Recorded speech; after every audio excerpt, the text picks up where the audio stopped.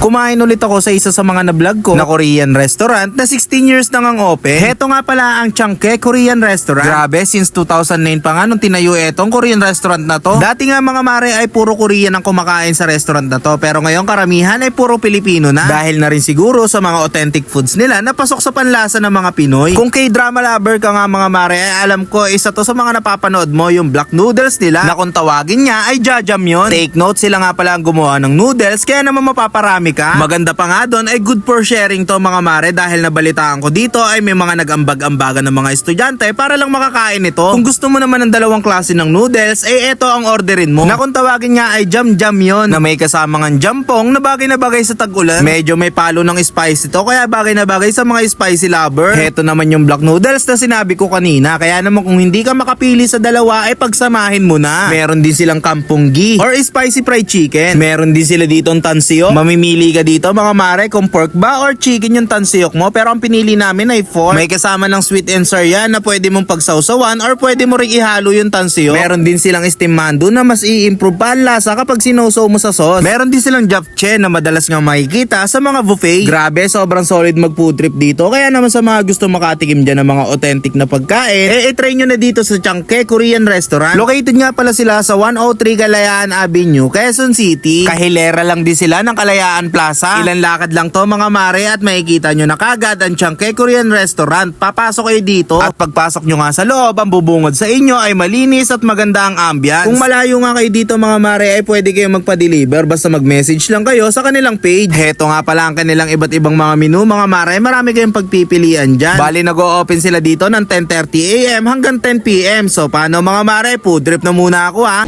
Yun oh. Tikman natin. Bali dito muna tayo sa spicy. Spicy ba to tol? Oh, spicy yan. Spicy seafood. Yun oh.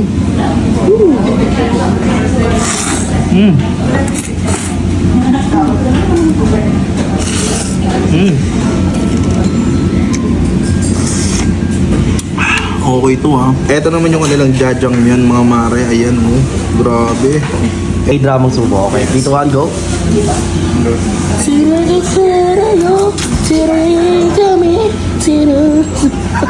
Ano yun eh? Black bean paste. Grabe pang K-drama na subo yun. Pero kung gusto niyo ng solong jajang yun mga mare, meron din sila. Ayan oh. Mas masosing masosi. Ayan oh. Matik siya, matik.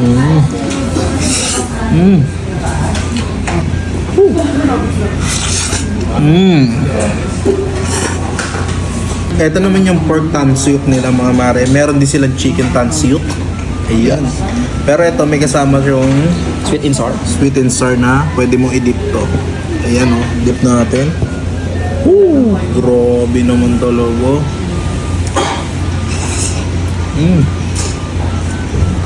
Siyempre titikman natin ang hindi natin idinidip dito sa sweet and sour niya.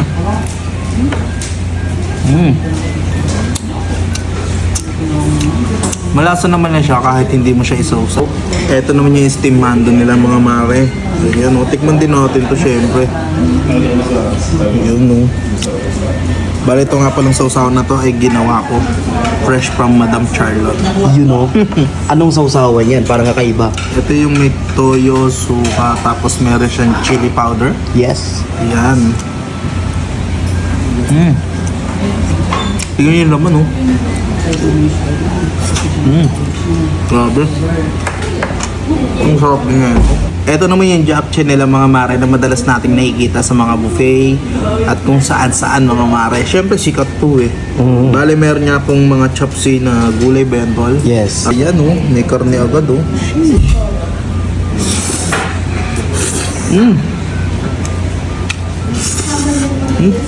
Pangalan ko. Meron din sila ditong kantongi mga mare. Spicy fried chicken to. Kaya naman titikman natin to ng bonggang-bongga. Tusukin na lang natin. Uy, tinusok. Ayun oh. Masosi din siya tol ah.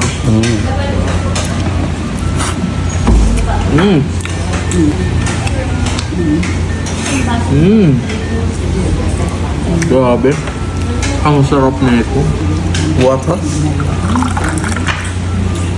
Sabay ganito mo yan iinumin. Ang sarap.